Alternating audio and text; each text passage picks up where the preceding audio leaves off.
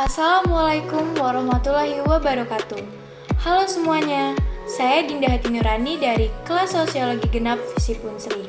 Pada kesempatan kali ini, dalam mata kuliah Sosiologi Industri dengan dosen pengampu Pak Randi Esos MSos, saya akan mempresentasikan hasil dari tugas saya mengenai masyarakat industri. Sebelum membahas lebih jauh, alangkah baiknya kita mengetahui terlebih dahulu apa itu masyarakat industri.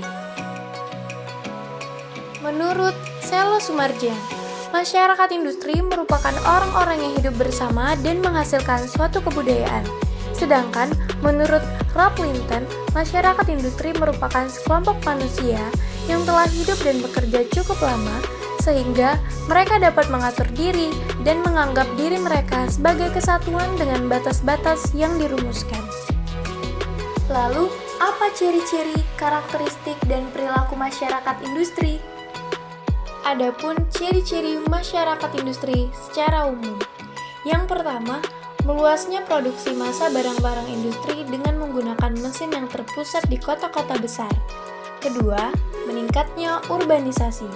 Ketiga, terjadi peralihan dari pekerjaan sektor pertanian pada pekerjaan di sektor pabrik.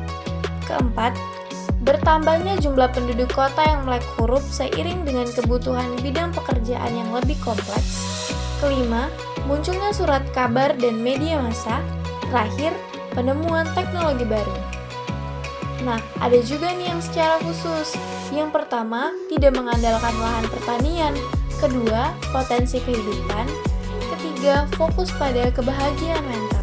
Ada 5 karakteristik masyarakat industri menurut Markus. Yang pertama, administrasi total. Kedua, bahasa fungsional. Ketiga, penghapusan sejarah. Keempat, kebutuhan palsu. Kelima, imperium citra. Selanjutnya, perilaku masyarakat industri. Yang pertama, mampu mengurus dirinya sendiri tanpa bergantung pada orang lain. Kedua, pola pemikiran yang rasional, sistematis, dan objektif yang pada umumnya dianut masyarakat perkotaan menyebabkan interaksi-interaksi yang lebih didasarkan pada faktor kepentingan daripada faktor pribadi. Ketiga, faktor waktu lebih penting dan berharga.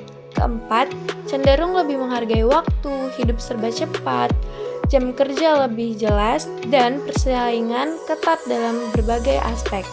Terakhir, cenderung lebih menggunakan rasio dalam memutuskan sesuatu ataupun bertindak.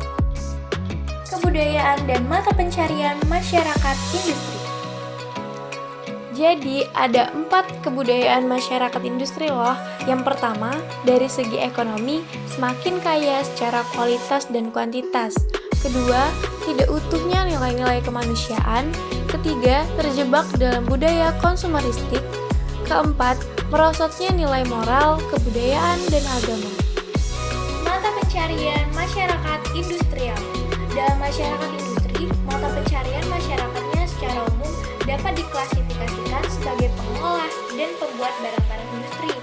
Dan perubahan mata pencarian tersebut juga sangat berpengaruh pada kemajuan perdagangan, sehingga berdagang juga merupakan salah satu ciri mata pencarian masyarakat industri. Kira-kira bagaimana ya interaksi sosial dalam masyarakat industri? Yang pertama, mengenai interaksi sosial dan simbol. Yang kedua, mengenai 4 jenis tindakan sosial menurut Max Weber. Yuk, mari kita bahas mengenai perkembangan masyarakat industri Indonesia. Kita mulai dari masa kolonial dulu ya. Jadi, ada beberapa poin penting nih dalam masa kolonial. Seperti ada tokohnya Johannes van der Bos, diberlakukannya sistem pemerintahan liberalisme, diterapkannya Undang-Undang Agraria 1870, berdirinya 2 industri besar modern di Indonesia, dan ada pula depresi ekonomi di tahun 1930. Yuk selanjutnya kita bahas masa Orde Lama. Di tahun 1951, pemerintah mengeluarkan kebijakan RP untuk menumbuhkan dan mendorong industri-industri kecil bagi pribumi. Di tahun 1957, sektor industri mengalami stagnasi dan perekonomian mengalami masa teduh. Di tahun 1960 sampai 1965, pertumbuhan ekonomi turun drastis dari 6,9% menjadi 1,9%. Selanjutnya, masa Orde Baru. Terdapat 4 tahapan program jangka pendek dan program jangka panjang berupa Repelita, dan terdapat 3 sasaran pembangunan atau trilogi pembangunan. Yang terakhir di masa era reformasi, yakni terjadi perubahan struktur ekonomi dari etatis dan sentralistis menjadi egaliter dan desentralis, di mana pemerintahan daerah diberikan hak dan wewenang untuk melaksanakan pembangunan ekonomi. Ternyata ada juga loh permasalahan dalam masyarakat industri. Yuk kita bahas. Permasalahan masyarakat industrial yang pertama datang dari faktor sosial, kelas, gender, dan konsumsi, yang mana pada posisi sosial telah membuat perbedaan yang besar mengenai cara individu dapat termasuk dalam budaya konsumerisme. Posisi status yang digabungkan dengan kelas dan gender merupakan konfigurasi ulang di bawah rezim baru budaya konsumsi. Pada revolusi industri, konsumsi secara fundamental dijajarkan pada wanita. Yang kedua, faktor psikologis.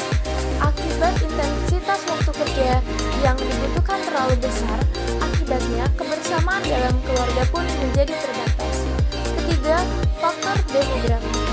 Dari segi dampak positif, faktor demografi membuka lapangan kerja baru, menambah hasil pendapatan daerah.